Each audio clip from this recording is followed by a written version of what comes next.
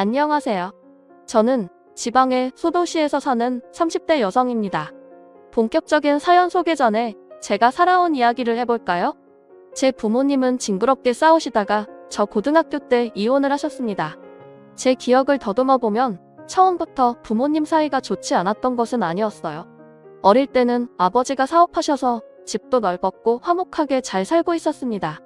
그런데 아버지가 큰아버지의 보증을 서시고 큰아버지가 연락이 끊기면서 아버지는 신용불량자가 되었어요. 그때부터 우리 집은 급속도로 작아지기 시작했습니다. 2층 집이 단층 주택이 되었고 마당이 사라지고 방 3칸에서 2칸, 급기야는 반자의 원룸에서까지 살게 되었어요. 그렇게 집이 망함과 동시에 살아갈 희망조차 잃은 아버지는 점점 술에 의존하시며 도박까지 하게 되었고 결국 두 분은 이혼하시게 되었습니다. 그 뒤로 저는 엄마와 함께 살게 되었어요. 엄마는 예전에 요양보호사와 사회복지사 자격증을 취득하셔서 어렵지 않게 요양원에 취업할 수 있었습니다. 부모님의 이혼 후 아버지를 다시 뵌 장소는 장례식장이었어요. 처음에 이혼하면서 아버지는 친척들에게 가서 도움을 받는다고 했지만 그 친척들은 다들 아버지를 반기지 않았고 결국 아버지는 찜질방과 모텔을 전전하며 사셨다고 합니다. 아버지는 여전히 술을 매일 드셨고 술을 드시고 찜질방에서 주무시다가 심장마비로 돌아가셨어요. 아버지의 장례식장에는 친할머니와 고모가 계셨는데 저와 함께 온 엄마를 발견하시고는 지가 남편 죽여놓고 무슨 낯짝으로 왔냐며 화를 내셨습니다. 엄마가 그들에게 당하고 있는 모습을 보고 있자니 화가 너무 나서 제가 큰아버지 때문에 이렇게 된 것이지 이게 왜 엄마 때문이냐고 소리를 질렀어요. 고모는 어린 게 되든다고 하며 저를 밀었고 그 모습을 본 엄마는 또 화가 나서 아버지의 영정사진 앞에서 대판 싸웠습니다. 이게 아버지와 아버지 친척들의 마지막 모습이었어요. 그 뒤로 저는 고등학교를 졸업하고 바로 회사에 취업했습니다. 집안 형편도 넉넉지 않았고 제가 원래 공부를 잘했던 것은 아니라서 대학교를 다니며 쓸데없이 돈 낭비를 하느니 빨리 회사에서 돈을 버는 게 더 낫다고 생각했어요. 그래서 집 근처의 어지간한 회사에 다 이력서를 넣었고 그 결과 중소기업의 격리로 입사를 하게 되었습니다. 그곳에서 4년 정도 일하며 이것저것 자격증을 땄고 나이는 어려도 성실히 일한 경력과 자격증으로 꽤 좋은 중견기업의 경력직으로 이직을 하게 되었어요. 수도권이라면 어려웠겠지만 제가 사는 곳은 지방의 작은 도시라 젊은 사람들이 많이 없었고 그래서 더 쉽게 이직에 성공할 수 있었던 것 같습니다. 저는 20살 때부터 8년간 열심히 일하며 돈을 모았지만 내 수중에 있는 돈은 8천만 원이 전부였어요. 그렇게 열심히 일했는데 이것밖에 못 모인 것을 보니 답답하더라고요. 저의 쥐꼬리만한 월급 모아서는 행복하게 살 수 없겠다고 생각하여 재테크를 하기로 했습니다. 그런데 혼자 하자니 너무 어렵고 막막하더라고요. 그래서 이것저것 찾아보다가 이 지역에 재테크 동호회가 있다는 것을 발견하고 바로 가입했습니다. 그곳은 직장인이 퇴근 후 할 수 있는 부업이나 주식, 코인 등의 재테크에 대한 정보를 교류하는 모임이었어요. 거기서 같이 재테크를 공부하면 저도 재테크에 대한 지식을 얻을 수 있을 것으로 생각했습니다. 이 동호회에는 규칙이 하나 있었는데 여기서는 서로의 이름과 나이 말고는 직장이나 연소득 같은 것은 아예 공개하지 않는 것이에요. 그냥 순수히 재테크 과정과 결과만을 공유해야만 했습니다. 동호회에는 회장, 부회장, 총무가 있었는데 그중 총무를 맡고 계신 분이 투자나 재테크, 부업에 대한 지식이 가장 많아 보였어요. 나이는 저보다 3살이 많았고 그의 이름은 임윤호였습니다. 저는 재테크나 투자에 대해서 아무것도 모르기에 윤호 씨에게 많이 배웠고 윤호 씨가 알려줘서 안전한 회사의 장기 주식 투자는 물론 퇴근 후 부업도 하기 시작했어요. 윤호 씨의 추천대로 하니 월급만큼은 아니지만 적지 않은 여유돈이 생기게 되었습니다. 저는 윤호 씨에게 너무 고마워서 밥을 사겠다고 했어요. 밥을 먹으며 더 친해진 우리는 따로 연락도 주고받는 사이가 되었고 결국 연인까지 되었습니다. 연인이 된 후 알았는데 윤호 씨는 공무원으로 일하고 있었어요. 우리는 점점 더 서로에 대한 마음이 깊어졌고 나이도 있으니 결혼에 대해 진지하게 고민을 하게 되었습니다. 저는 우리의 사이가 더 깊어지기 전에 우리 집 이야기를 해야겠다고 생각했어요. 아버지가 빚보증 선거부터 아버지는 돌아가시고 엄마와 산다는 이야기까지 했더니 윤호 씨는 고생 많았겠다고 하며 자신의 집안 이야기를 시작했습니다. 윤호 씨 역시 아버지의 빚보증 때문에 집안이 망했었다고 해요. 그 뒤로 우리 아버지처럼 윤호 씨 아버지도 술 담배만 찾으시다가 암에 걸려 돌아가시고 그 후 장남인 자신이 돈을 벌어야겠다는 생각에 미친 듯이 부업하고 투자해서 지금은 2억 가까이 모았다고 합니다. 저는 비슷한 상황을 겪었음에도 이렇게 많은 돈을 모은 윤호 씨가 대단하다고 느꼈어요. 정말 존경스럽기까지 했고 만나면 만날수록 배울 점이 많다고 생각되었습니다. 윤호 씨는 절대 쓸데없는 돈을 쓰지 않았어요. 가계부까지 쓰며 돈 관리에 있어서는 아주 엄격했습니다. 저는 물건을 살 때 그냥 보이는 데서 사는 반면 윤호 씨는 최저가를 찾아서 샀고 저는 그런 모습이 멋져 보였어요. 또한 만날 때마다 주식이나 재테크에 대해서도 자세히 알려주었고 저는 이전에는 경제 개념이 없이 모으기만 했지만 윤호 씨와 만나면서 경제 개념도 꽤 생기고픈 돈을 모아 목돈으로 돈을 불리는 재미를 알게 되었습니다. 그와 동시에 윤호 씨에 대한 제 마음도 더 깊어졌어요. 이런 사람과 평생 함께하면 배울 점도 많고 옳겠다는 생각이 들었죠. 윤호 씨 역시 제가 싫지는 않았는지 먼저 결혼하자고 말해주었습니다. 결혼을 생각하고 예비시댁에 처음으로 가게 되었어요. 처음에 떨리는 마음으로 예비시댁에 들어섰는데 저는 깜짝 놀랐습니다. 집에 비닐봉지 먹던 물병이 가득 있었고 정말 여기가 고물상인가 싶었어요. 제가 조금 당황한 표정을 짓자 예비 남편은 우리 엄마가 알뜰하게 사신다며 아주 자랑스럽게 이야기를 했습니다. 어머니께서 제게 줄 음료수를 준비하시며 우연히 냉동고를 보게 되었는데 냉동고에는 엄청난 식재료들이 얼려 있었어요. 솔직히 우리 엄마 또한 넉넉하지 않은 형편 때문에 쉽게 물건을 버리지 못하시고 다 모아두고 사셔서 예비시댁에 그런 모습이 이해가 되었습니다. 예비 시어머니는 식사 후 아들과 결혼해줘서 너무 고맙다며 둘이 잘 살아보라고 하셨어요. 솔직히 제가 가진 돈이 많이 없어서 걱정했는데 다행히 예비 시어머니는 우리도 해줄 수 있는 형편이 되지는 않으니 예물 예단 다 생략하고 그냥 둘이서만 잘 살아달라고 하셨습니다. 이어서 상견례도 잘 진행되었고 어렵지 않게 결혼까지 하게 되었어요. 일단 우리가 가진 돈으로 신혼집을 마련하려다 보니 원룸밖에 살 수 있는 곳이 없었습니다. 어차피 아기가 있는 것도 아니고 우리 둘만 있으니 원룸도 나쁘지 않겠다 싶어서 원룸에서 신혼을 시작했어요. 결혼 후에도 저는 여전히 회사에서 근무하고 있었습니다. 어느 정도 집안이 정리되고 결혼 후 둘이서 함께 처음으로 만난 주말이 되었어요.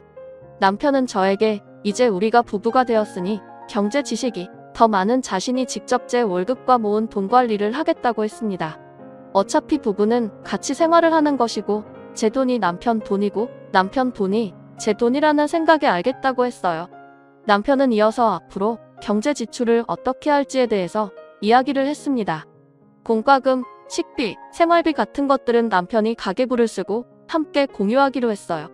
그리고 양가 어머니에 대한 용도는 매달 똑같이 들이대 각 가정에서 나가는 경조사 비용은 그때그때 상황에 따라 정하기로 했습니다. 이렇게 저는 모든 경제권을 남편에게 넘기고 남편의 카드로 생활했어요. 또한 퇴근 후에는 같이 부업을 하며 시간을 보냈습니다. 그렇게 우리는 악착같이 돈을 모으고 절약하고 이렇게 생긴 돈으로 안정적인 회사에 주식 투자를 하거나 저축했어요. 그리고 2년 후 우리는 돈을 불려서 방 2칸짜리 아파트로 이사를 했습니다. 구축이기는 했지만 내부는 인테리어가 다 된 집이라 아주 깔끔했어요. 여전히 저는 남편의 카드로 생활하고 있었고 가끔 예상치 못한 큰 돈이 지출되면 남편이 뭐라고 하기는 했지만 그래도 상황을 이야기하면 남편도 수긍하고 넘어갔습니다. 그러던 어느 봄날 며칠째 건조주의보가 발령될 정도로 매우 건조한 날씨가 이어졌어요. 당시 우리 시댁은 산 바로 밑에 집에서 살고 있었는데 시댁 바로 뒤에 산에서 화재가 발생했습니다. 금세 잡힐 줄 알았던 산불은 점점 더 커졌고 위험하다고 느낀 시어머니는 안내방송에 따라 귀금속과 중요한 것만 챙겨서 대피해야 하는 상황이었어요. 그래서 시어머니는 우리 집으로 대피를 했습니다. 다행히 시댁 바로 옆에서 불길이 잡히기는 했지만 시댁 창고가 불이 탔어요. 시어머니가 물건을 절대 버리지 못하는 성격이라 집에 물건이 쌓여 있어서 창고를 하나 만들었습니다. 이 창고에는 박물관에서나 볼 법한 아주 많이 오래된 물건부터 흔히 쓰는 플라스틱 물병까지 온갖 잡동사니가 한가득 있었어요. 그런데 이곳이 타버린 것입니다. 시어머니는 너무 속상해했지만 저는 그래도 창고만 타서 다행이라고 생각했어요. 솔직히 창고에 이것저것 물건은 많지만 제가 보기에는 그냥 쓰레기 같아 보였거든요. 어쨌든 완전히 불길이 잡힌 후 시댁에 가보니 불을 잡는다고 시댁을 향해 물을 뿌리는 바람에 집이 엉망이었습니다. 저는 남편에게 집이 정리될 때까지 우리 집에서 함께 있자고 했어요. 그 뒤로 우리가 회사에 출근해 있는 오전 오후에는 시어머니와 동네 사람들이 집을 정리하고 저녁에는 저와 남편이 조금이라도 집 정리를 도와드리기로 했습니다. 이렇게 저는 당분간 시어머니와 함께 살기 시작했어요. 시어머니는 정말 하나부터 열까지 뭐 하나 버리는 것이 없었습니다. 시어머니가 집에 온 뒤로 냉장고에는 음식물 쓰레기인지 뭔지 모를 것들이 한가득 있어요. 필요 없는 것 같아 제가 버리려고 하면 나중에 다 먹는다며 절대 못 버리게 하셨습니다. 그러나 그 음식은 일주일 후에도 그대로였고 결국 신내가 나거나 상해서 음식을 버려야만 했어요. 하루는 시어머니가 밖에서 플라스틱 생수병을 하나 들고 왔고 저는 당연히 쓰레기라고 생각해서 버렸습니다. 그런데 버리고 나서 시어머니가 생수병을 찾으시는 거예요. 저는 당연히 쓰레기인 줄 알고 버렸다고 말씀드렸습니다. 그걸 버리면 어떡하니? 너는 참 애가 아낄 줄도 모르고. 내가 지난 한 달간 내가 살림하는 것을 보니까 아주 펑펑 쓰고 살더라. 양치할 때도 왜 쓸데없이 물을 버리니? 그리고 집에서 샤워할 거면 빨리 해야지. 10분씩이나 샤워하는 게 말이 돼? 게다가 뜨거운 물로 말이야. 이제는 봄이니까 찬물로 그냥 샤워해도 되잖아. 내가 가르쳐야 될 것이 너무 많다. 앞으로 내가 너 옆에서 살림을 가르쳐야겠다. 그래, 좀 배워. 나보다 엄마가 더 많이 아끼시고 사시니까 엄마한테 아껴서 살림하는 법 좀 배워. 가만 보면 너는 정말 막 쓰고 살아. 땅을 파서 돈이 나오는 것도 아닌데 말이야. 시어머니와 남편은 같이 저에게 낭비하며 산다고 구박을 해댔습니다. 시어머니는 저의 씀씀이가 해프다고 걱정하며 한 달 만에 시댁이 다 정리되었음에도 우리 집에서 계속 사셨어요. 그러면서 제 생활 하나하나를 지적했습니다. 씻을 때도 정확히 5분이 지나면 빨리 나오라고 불과 보일러를 꺼버렸어요. 쓰레기도 저는 날씨가 따뜻해지면서 벌레가 생길 것 같아 대충 다 차면 버렸지만 시어머니는 절대 못 버리게 했고 발로 꾹꾹 눌러서 쓰레기 봉지가 터질 것처럼 대야버렸습니다. 쓰레기 봉지에서 냄새가 나서 대충 채우고 몰래 버리려고 하면 쫓아와서 안 된다고 성화이셨어요. 음식을 할 때도 가스불은 조금만 켜라고 하고 설거지도 항상 찬물로 하라고 했습니다. 남편은 옆에서 말리기는 커녕 엄마한테 생활의 지혜를 배우라며 더 난리였어요. 그나마 제가 회사 다니고 있어서 시어머니와 마주치는 시간이 저녁뿐이라 다행이긴 했네요. 그렇게 지옥 같은 한 달 후 시댁이 완전히 정리되어 드디어 집에 가셨습니다. 시어머니가 집에 가자마자 저는 냉장고와 냉동고에 있던 정체 모를 음식들을 다 정리했어요. 남편은 이걸 아깝게 다 왜 버리냐고 했지만 음식들이 다 상하고 냄새 나는 것을 보고 빨리 버리라고 했습니다. 그렇게 시어머니가 가시고 얼마 후 회사에서 일하는데 친정엄마한테서 전화가 왔어요.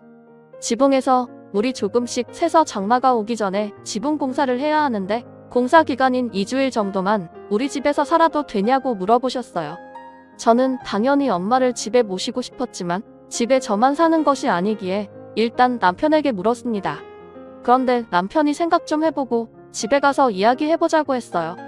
평생 같이 살자는 것도 아니고 고작 2주일인데 생각까지 하고 이야기할 필요가 있나 싶은 생각에 조금 서운했습니다. 만약 반대의 상황이라면 저는 일말의 고민도 없이 당연히 집에서 머무시라고 할 것이에요. 물론 불편하기는 하겠지만 그래도 당연히 그리해야 된다고 생각을 가졌는데 남편은 아닌가 하는 생각이 들었습니다. 그날 퇴근 후 저는 남편에게 엄마 집이 공사할 동안 우리 집에 계시는 것에 대해 다시 물었어요. 안 그래도 회사에서 생각해봤는데 장모님이 우리 집에 계시려면 생활비를 조금 받아야 할 것 같아. 2주일이긴 하지만 그래도 우리 집에서 먹고 주무시고 씻으시잖아. 생활비라니? 엄마도 출근하셔서 그래봤자 저녁 때일 뿐인데 무슨 생활비씩이나 받아? 그렇게 따지면 어머님도 한 달 넘게 계셨는데 그때도 생활비 받아야 공평한 거 아니야? 우리 엄마는 화재로 도무지 살 수 있는 형편이 되지 않아서 우리 집에 어쩔 수 없이 오신 거고 장모님은 그럴 정도는 아니잖아. 그 집에서 계실 수는 있는데 단지 먼지가 날린다는 이유로 우리 집에 오시겠다는 거 아니야? 그럼 장모님 때문에 너는 몰라도 나는 불편한 그런 걸 감수해야 하니 당연히 생활비는 받아야지. 그리고 어머니가 물론 저녁 때만 계시기는 하지만 매일 적어도 2번은 씻으실 테고 씻는 동안 사용될 수도세, 가스비도 당연히 받아야 하는 거 아니야? 사실 우리는 그동안 친정과 시댁이 다 집에서 20분 거리라 친정이나 시댁에서 잠을 자본 적도 없었고 우리 집에서 시어머니나 엄마가 주무신 적도 없었습니다. 다들 집이 코앞인데 왜 굳이 남의 집에서 자느냐고 하시며 명절에도 요리할 때만 모이고 집은 각자 집에서 편하게 잤어요. 그런데 결혼 후 처음으로 엄마가 우리 집에서 주무시겠다는데 가스비며 수도세를 받아야 한다는 남편의 말이 너무 황당했습니다. 제가 남편에게 더 따지려던 찰나 엄마한테 전화가 왔어요. 엄마가 근무하시는 요양원 근처에 살고 계시는 이모 집에서 봉사활동한 계시기로 했답니다. 아무래도 거기가 더 가깝기도 하고 마음도 편할 것 같다면서요. 그래서 다행히 이 문제는 일단락되기는 했지만 남편에게 너무 서운했습니다. 그날 이후로 저와 남편은 왠지 모르게 어색해지고 서먹해졌어요. 그렇게 서먹하게 지내다가 제 생일이 왔습니다. 우리는 아직 마음의 앙금이 풀어진 상태가 아니라 그냥 제 생일도 조용히 지나가려 했어요. 그런데 퇴근하고 오니 남편이 케이크와 제가 평소에 좋아하는 음식을 포장해 왔더라고요. 같이 음식을 먹으며 남편이 하는 말이 저번에 장모님이 우리 집에서 지낸다고 했을 때 그리 말한 거 미안하다고 했습니다. 그날 이후로 제가 계속 퍼나 보여서 답답한 마음에 친구들에게 말했다가 욕을 엄청 먹었다고 해요. 이혼 안 당한 게 다행이라는 소리까지 들었다고 합니다. 2번 다시는 이런 일 없게 하겠다고 하며 미안하다고 다시 한번 사과했고 저 역시 남편의 진심 어린 사과에 서운했던 마음이 눈 녹듯 사라졌습니다. 그리고 한 달 후 몸이 이상해서 임신 테스트를 해보니 2줄이 떴어요. 제게 아기가 생겼습니다. 사실 우리는 돈을 좀 더 모으고 아기를 가지려고 했는데 생각보다 일찍 생긴 아기에 조금 당황했어요. 그래도 저도 남편도 우리의 이세가 생긴 것이 너무 행복했습니다. 그런데 대부분 아기가 처음 생기면 좋은 옷과 신발을 새 것으로 사주잖아요. 남편은 생각이 달랐습니다. 어차피 아기가 금방 크기 때문에 좋은 옷을 사줘봤자 얼마 입지 못한다고 하며 여기저기서 중고로 옷을 엄청 받아왔어요. 아직 태어나지도 않았고 성별조차도 모르는데 집에 베넷 저고리부터 초등학생이 입을 만한 옷까지 엄청 많았습니다. 그런다고 옷이 좋은 것도 아니었어요. 물론 한두 개는 브랜드 옷도 있었지만 대부분은 누래지고 허름한 옷이었습니다. 제가 남편에게 우리 아기에게 어떻게 이 옷을 입히냐고 하니 집에서만 입히는데 뭐가 문제냐고 했어요. 또한 아기를 키우는데 꼭 필요한 것은 아니지만 있으면 좋은 유모차, 아기띠 같은 물건들은 다 중고거래나 아는 사람이 쓰던 것을 받아왔습니다. 이렇게 여기저기서 받아오니 집이 창고 같아졌어요. 이미 아이를 키우고 있는 친한 언니들은 남편 말이 틀린 것은 아니라며 알뜰살뜰해서 참 좋다고 했지만 저는 너무 스트레스였습니다. 그러다가 제가 입덧이 시작되었어요. 밥 냄새, 김치 냄새만 맡아도 속이 너무 안 좋았고 음식 생각만 해도 속이 울렁거려 일상생활이 거의 불가했습니다. 게다가 병원에서는 유산의 위험이 있다고 하며 집에서 절대 안정을 취하라고 했어요. 심한 입덧에 유산의 위험으로 저는 오래 다니던 회사를 어쩔 수 없이 관두게 되었습니다. 그렇게 집에서 입덧으로 고생을 하고 있었는데 친정엄마가 저를 임신했을 때 김밥만 먹었다며 혹시 모르니 김밥을 먹어보라고 사다 주셨어요. 저는 당연히 못 먹을 것으로 생각했지만 신기하게 김밥은 또 잘 먹히더라고요. 한동안 계속 먹지 못하다가 김밥이라도 먹으니 살 것 같았습니다. 다음날 집에 있다가 김밥을 남편 카드로 주문했어요. 남편이 집에 있는데 카드를 왜 썼냐고 짜증 섞인 목소리로 전화를 했길래 김밥이 먹고 싶어서 주문했다고 했습니다. 남편은 집에 있으면서 무슨 김밥을 시켜 먹냐며 그럴 바엔 그냥 밥을 먹으라고 했어요. 저도 어지간하면 밥을 먹는데 밥 냄새만 맡아도 구토하는데 어쩌라는 건가 싶었습니다. 그리고 제가 김밥을 몇만 원치라도 샀으며 남편의 이런 반응을 이해하겠지만 김밥으로 결제된 금액이 기본 주문 금액 10,000원에 배달료 3,000원 붙어서 고작 13,000원이었어요.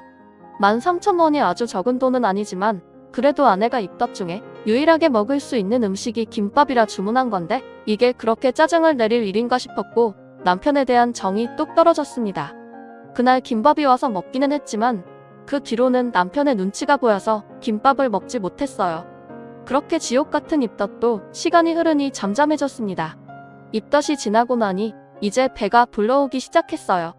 어느 정도 밥을 먹을 수 있게 되었고 임신도 안정기에 접어들며 의사 선생님이 슬슬 움직여도 된다고 하셨습니다. 그래서 집에 있으며 책도 읽고 집안일도 하며 있는데 남편이 집에만 있지 말고 주식 투자를 해보라고 했어요. 원래 우리는 주식 투자를 장기 투자로만 하고 있었습니다. 그런데 남편이 주식을 잘하는 사람들은 단기로도 투자를 많이 한다며 한번 공부하며 해보라고 했어요.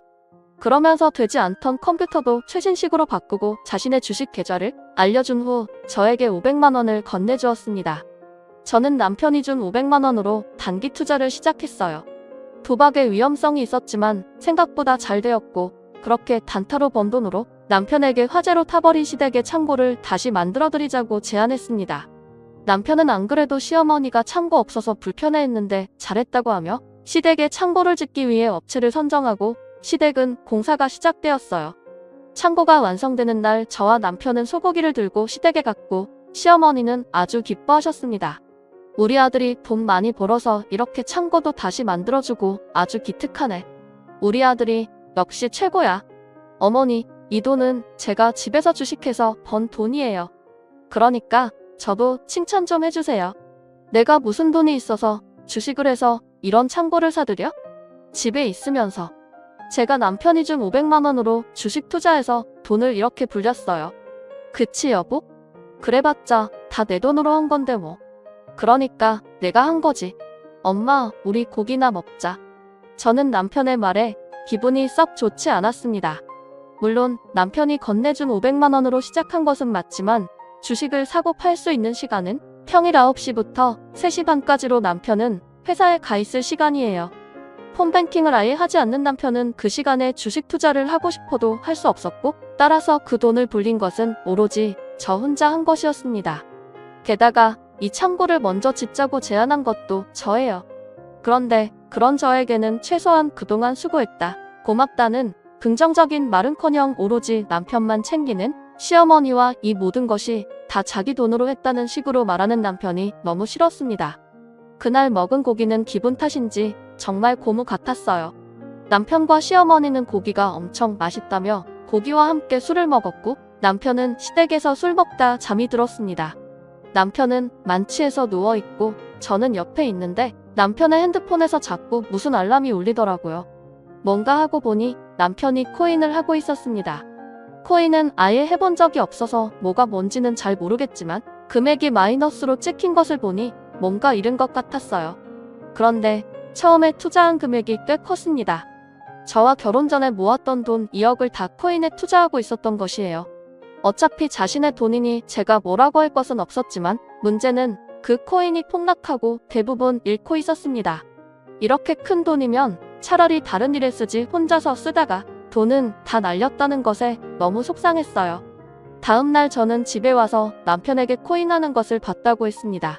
남편은 왜 그걸 몰래 봤냐고 난리쳤고 저는 남편에게 부부인데 코인에 투자한 사실도 같이 공유해야 하는 것 아니냐고 했어요. 남편은 자기가 결혼 전에 번 돈으로 하겠다는데 왜 그리 난리냐고 오히려 저를 이해하지 못했고 그날 이후 남편과 저는 완전 냉전 상태였습니다.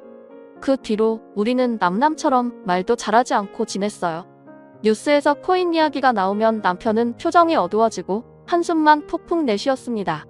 그뿐만 아니라 밤에 잠도 잘 안 오는지 새벽에도 일어나서 생수를 마시고 한숨만 쉬고 있었어요. 그런 남편을 보니 저도 답답했고 점점 제 표정도 좋지 않아지는 것을 본 친정엄마는 저에게 무슨 일 있냐고 물었습니다. 저는 모든 사실을 말했고 엄마는 저에게 1,000만 원을 건네며 필요할 때 쓰라고 하셨어요. 엄마에게 돈을 받기 너무 죄송해서 거절했지만 여자도 돈이 조금은 있어야 한다며 가지고 있으라고 하셨습니다. 그렇게 답답하게 살던 어느 날 새벽에 잠을 자다가 배가 너무 아파서 깼어요. 뱃속의 아기에게 문제가 생긴 것 같아서 다니던 산부인과에 바로 가려고 했지만 남편이 가지 못하게 했습니다. 그 이유는 새벽에 진료받으면 진료비가 더 비싸다며 아침에 진료 시간에 맞춰서 가라는 거예요. 그런데 저는 태어나서 이렇게 배가 아픈 적이 있었나 싶을 정도로 배가 너무 아팠습니다. 저는 당장 병원에 가고 싶어서 콜택시라도 부르려고 했는데 택시는 안 잡히고 남편은 가지 말라고 하며 운전도 안 해주고 미칠 지경이었어요. 아픈 배를 잡고 울고 불고 난리를 쳐도 남편은 그냥 참으라고만 했습니다. 그렇게 시간이 지나 해가 뜨고 드디어 9시가 되었어요. 산부인과 진료 시간에 맞춰서 병원에 가서 증상을 말한 후 바로 검사를 하니 이미 아기가 뱃속에서 심정지 되었다고 했습니다. 의사 선생님은 임산부가 배가 아프면 새벽이라도 당장 병원에 왔어야지 왜 안 왔냐고 하며 뭐라고 하셨어요. 이를 이 지경까지 만든 남편은 그 옆에서 아무 말도 안 하고 있었고 저는 눈물을 흘리며 아기를 보냈습니다. 아기를 보내고 누워있는데 시어머니의 엄마가 병원에 도착했어요. 엄마는 괜찮냐고 하며 제 걱정을 하시는데 시어머니는 손주가 유산되었다는데 병원비만 걱정하고 앉아 있었습니다. 남편도 역시 그 옆에서 병원비만 걱정하고 있었어요. 그 모습을 보니 엄마도 저도 너무 화가 났습니다. 지금 손주가 유산이 됐는데 그깟 병원비가 그렇게 걱정되세요? 임서방, 자네 제정신인가? 지금 자네 자식이 허망하게 죽었어. 아니, 아기가 죽은 게 왜 우리 아들 잘못이에요? 제대로 품지 못한 전현이 잘못이지. 왜 우리 아들한테 뭐라고 한답니까? 뭐요? 당신 아들이 코인인가 뭔가 거기에 투자만 하지 않았어 봐. 그러면 우리 딸이 스트레스 받지 않고 잘 품었겠지. 코인? 그게 뭔데요? 당신 아들이 코인에 투자해서 거금을 날리는 바람에 우리 딸이 스트레스 받아서 이 지경까지 된 거 아니야? 야, 너는 내 남편이 쓸데없는데 투자했으면 그걸 말렸어야지.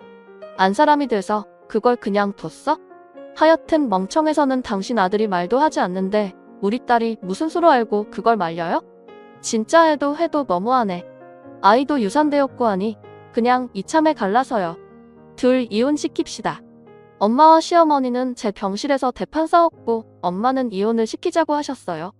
저 역시 뱃속의 아기가 위험한데도 그깟 몇만 원 되는 진료비 차이가 난다고 진료를 못 보게 한 남편과 더는 같이 살 자신이 없었습니다. 일단 친정에서 몸조리 후 몸이 어느 정도 회복되자마자 이혼을 하겠다고 했어요. 그런데 그냥 이혼할 수는 없었습니다. 제가 주식으로 돈을 불린 것이며 남편에게 넘겼던 저의 월급이 아까웠어요. 그래서 그 돈을 달라고 하니 남편과 시어머니는 당연히 안 준다고 했습니다. 결국 이혼 소송까지 하게 되었어요. 이혼 소장을 접수 후 저는 엄마 집으로 들어가서 살게 되었습니다. 어느 주말 엄마와 집에 있는데 누군가 집으로 찾아왔어요. 문을 열어보니 예전에 아버지가 보증을 서줬던 큰아버지였습니다. 큰아버지는 엄마를 보자마자 무릎을 꿇으며 정말 미안하다고 하며 엄마에게 거액의 돈을 건네셨어요. 상황을 들어보니 큰아버지는 그때 사업하며 빚을 많이 지셔서 도망쳤다고 합니다. 그렇게 도망다니며 일용직으로 일했고 노숙 생활을 하면서 돈을 모으고 모았다고 해요. 겨우 돈을 다 모아서 아버지에게 돈을 주려고 했는데 아버지는 이미 빚 보증 때문에 돌아가셨다는 소리를 듣고 죄책감이 들었고 그래서 그동안 모았던 전 재산을 가져왔다고 합니다. 엄마는 큰아버지의 돈을 받으며 펑펑 울었고 큰아버지는 다 내 탓이라며 미안하다고 했어요. 그래도 이미 다 지난 일이니 엄마는 음식이라도 대접하려고 했으나 큰아버지는 도망치듯이 떠나시고 그 뒤로는 연락이 안 되는 상태입니다. 그 뒤로 저는 몸이 어느 정도 회복되어 이력서를 이곳저곳에 넣었어요. 그중 한 곳에서 면접 보러 오라는 연락이 와서 면접을 보고 나왔는데 그 회사 직원 중 한 명이 저에게 왔습니다. 그분이 저의 이름을 말하며 혹시 맞냐고 하더라고요. 저는 누구시길래 제 이름을 아느냐고 물었더니 자기는 윤호, 즉 제 남편의 중학교 동창이라고 했습니다.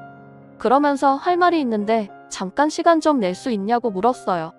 저 역시 면접 보고 나서 딱히 할 일이 없었기에 알겠다고 하고 근처 카페로 갔습니다. 남편의 중학교 동창은 자리를 잡자마자 자신의 학창시절 이야기를 꺼냈어요. 이분의 이름은 임동식인데 중학교 때까지만 해도 둘이 친했다고 합니다. 그런데 남편이 고등학교 때 아버지가 돌아가신 이후로 자신에게는 없는 아버지가 동식 씨에게는 있다며 질투를 했다고 해요. 처음에는 단순히 아버지를 잃은 아픔에 그런 거겠지 했는데 그도가 점점 심해져서 학교에 동식 씨에 대한 이상한 소문을 퍼뜨리고 다녔다고 합니다. 동식 씨는 당연히 친구들이 다들 이 말을 믿지 않겠거니 하며 신경을 쓰지 않았는데 그 당시 공부도 꽤 잘했고 인기도 많았던 남편이 이야기하니 친구들이 다 믿었고 순식간에 동식 씨는 학교에서 왕따가 되었어요. 동식 씨는 남편에게 제발 이 소문이 사실이 아니라고 말해달라고 했지만 남편은 거액의 돈을 가져오면 소문이 거짓이라고 말하겠다고 했답니다. 그런데 동식 씨는 잘 사는 집이 아니라서 그런 돈이 없었고 결국 이상한 소문은 사실처럼 되어버렸어요.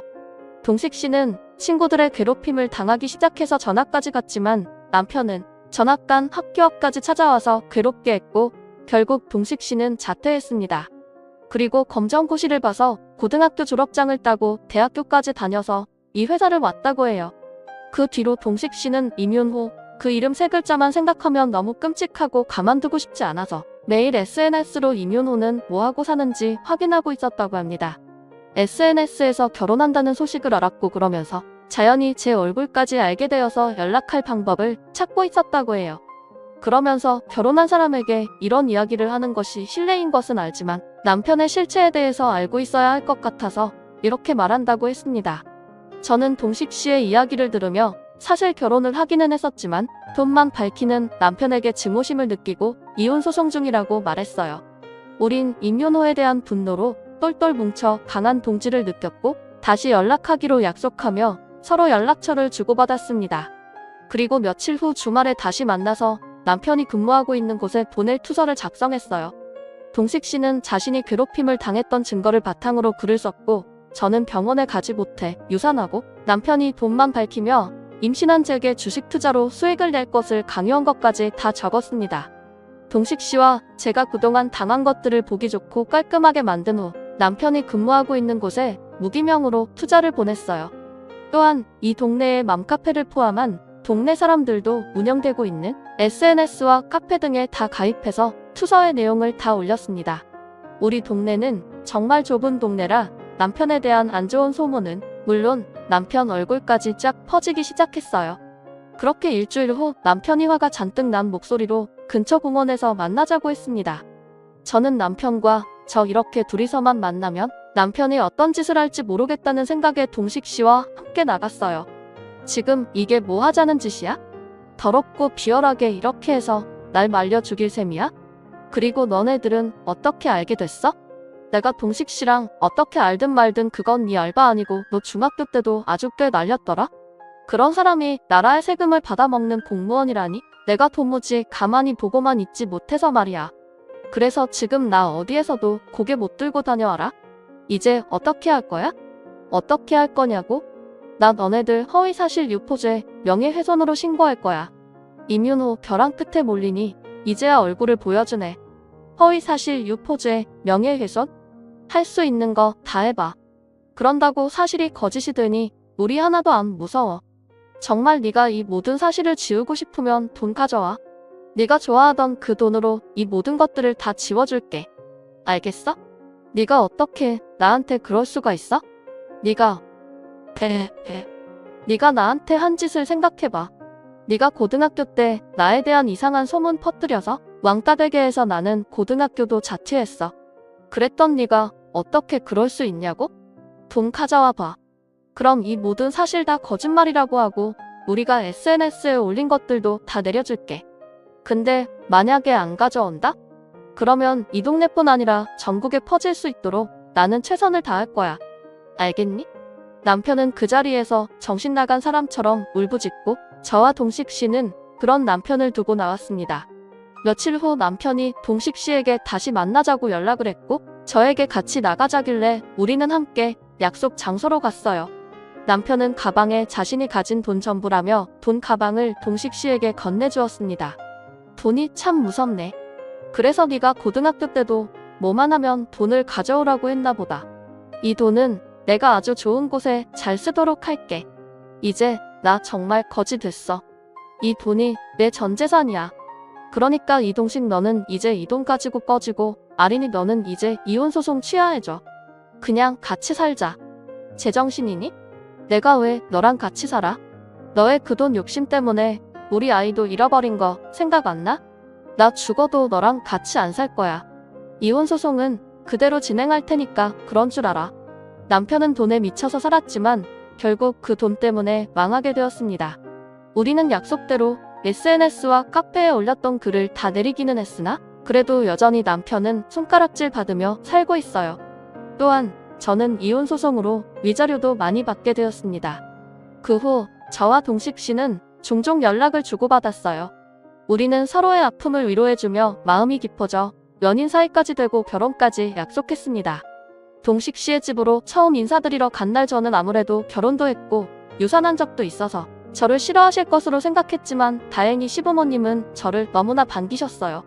오히려 임용 후 그 싹수 없는 새끼랑 사느라 정말 고생했다고 하시며 저를 위로해 주셨고 신혼집도 그냥 해주신다고 하며 얼른 상견례 날이나 잡으라고 하셨어요. 그리고 상견례 날 친정엄마와 시댁 식구들이 다 모여 있는데 어찌 알았는지 전 시어머니가 그 자리에 오셨더라고요.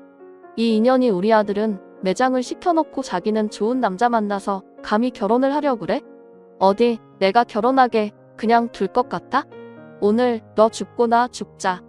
전 시어머니는 저를 보자마자 제 머리를 다 쥐어뜯을 기세로 달려오셨습니다. 그런데 저의 반대편에 앉아 계신 예비 시어머니를 보더니 저승사자라도 본 것처럼 얼굴이 사약해 질렸어요. 그리고 예비 시어머니는 전 시어머니를 보자마자 화를 내며 뜨거운 차를 그대로 얼굴에 부어버렸습니다. 그때 쌍꺼풀 터진 거로는 부족했나봐? 감히 내가 누구 며느리한테 코지하려고 예의 없이 상견례 자리까지 찾아와? 20년 전이나 지금이나 눈에 보이는 게 없는 년 같으니라고. 항상 인자하시던 예비 시어머니가 이렇게 화내시는 모습은 저도 제 예비 남편이 된 동식 씨도 처음 봐서 너무 놀랐습니다. 무슨 일인지 알고 보니 예비 시아버지와 예비 시어머니가 신혼 때 예비 시아버지의 돈을 보고 접근한 꽃뱀이 하나 있었다고 해요. 하지만 예비 시아버지는 절대 그 여자에게 넘어가지 않았고 예비 시어머니는 그 여자의 존재를 알고 나서 그 여자에게 쫓아가 머리채를 붙잡고 엄청 싸웠다고 합니다. 그런데 이 꽃뱀 여자가 바로 저의 전 시어머니였어요. 상견례장에서 오랜만에 만난 두 분은 그곳에서 격렬한 몸싸움을 하셨고 당연히 저의 예비 시어머니의 완승으로 싸움은 마무리되었습니다. 죽을 때까지 잊지 못할 상견례 후 초고속으로 결혼식까지 하고 지금 저는 동식 씨와 부부의 연을 맺었어요. 그러다가 지난주에 아주 많이 웃긴 일이 하나 있었습니다. 저희가 저녁에 출출해서 야식으로 치킨을 시켰는데 배달원으로 온 사람이 바로 저의 전남편 임윤호였어요. 제가 갑자기 웬 배달이냐고 하니 저와 이혼 후에 소문이 퍼지면서 파면당하고 코인으로 전 재산 다 날리고 폐가 망신했다고 합니다. 그래도 입에 풀칠은 하고 살아야 하니 오토바이 타고 배달원으로 일하고 있다고 해요. 전 남편은 저와 남편의 얼굴을 보고 쪽팔렸는지 고개를 숙이고 도망가 버렸습니다. 그래도 한때 부부였으니 1,000원이라도 쥐어줄까 했는데 그냥 생 가버리더라고요.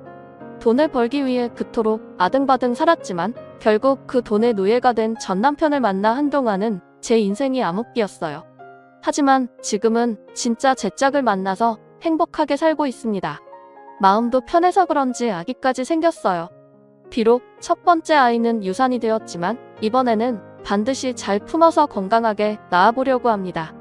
그리고 저의 아이는 절대 돈의 노예처럼 살지 않고 야무지고 똑똑한 아이가 되도록 잘 키워볼 생각이에요.